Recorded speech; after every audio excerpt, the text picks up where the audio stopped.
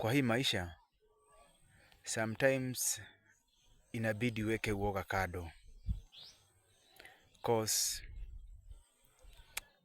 inauma sana kuona ukiwa katika nchi yako, unaumizwa na serikali, kimakosa tu, juu wao wakipatana na mtu hataki kujua tu, wanamjudge physically. Sahi hapa nilipo, nimesema kwa koti, low court, high court, kwamba niliumizwa na serikali ya Kenya. Kwa mambo tu ya dhana zao za watu ambazo naweza waita maaskari wafisadi, yani watu ambao naweza sema hawajielewi na hawaelewi kasi yao kabisa. This is very painful. Ati sai mimi naelekea mwaka ya 3.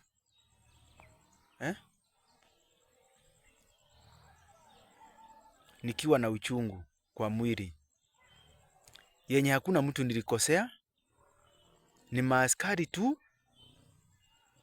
kwa kufikiria tu vyenye wanaweza pata kusibisha matumbo zao.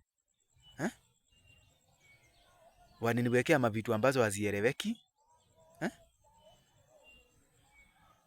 Thank God they were proven wrong kwa High Court. Lakini hata kama walikuwa tayari washaniweka majeraha kwa mwili, nimeumia. Sasa hapa nilipo, mambo mingi sana siwezi jifanyia kwa sababu ya watu ambao sijui vyenye naweza sema. It is very painful na inaniuma sana kuona nikikaa na uchungu kila asubuhi, kila mchana, jioni, usiku. Kwa sababu ya watu ambao waliapa kulinda katiba ya Kenya, lakini badala ya kuilinda wanakuja kuwanyanyasa wananchi, kuwaachia majeraha, magonjwa, hata sijui venye naweza sema. Kosi inaniuma sana. Kazi ni kudanganywa kama mtoto. Sahi hapa nilipo, nahitaji pesa za matibabu. Sina yote anaweza nisaidia. Na wale watu wanafaa kushughulikia hii maneno, they are there silent, comfortably. They don't even think about me.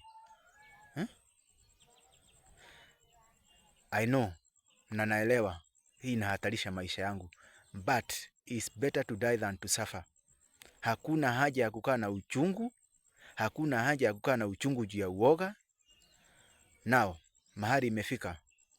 Watetezi wa haki za kibinadamu, ikiwa kuna chochote kitatokea katika maisha yangu kwa sababu ya hii video, niko tayari.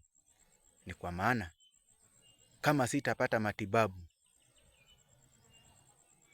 pamoja na compensation kwa yale yote yalitendeka,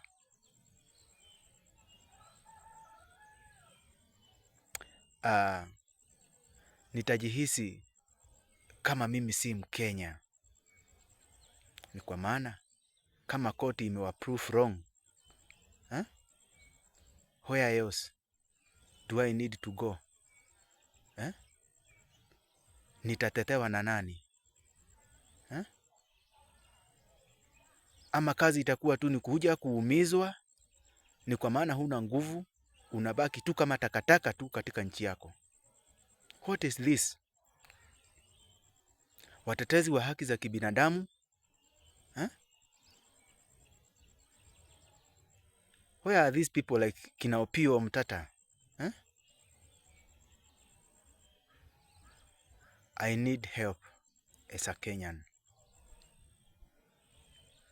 Na sitaki nionekane kama ninaweka mambo vile ambavyo hayako.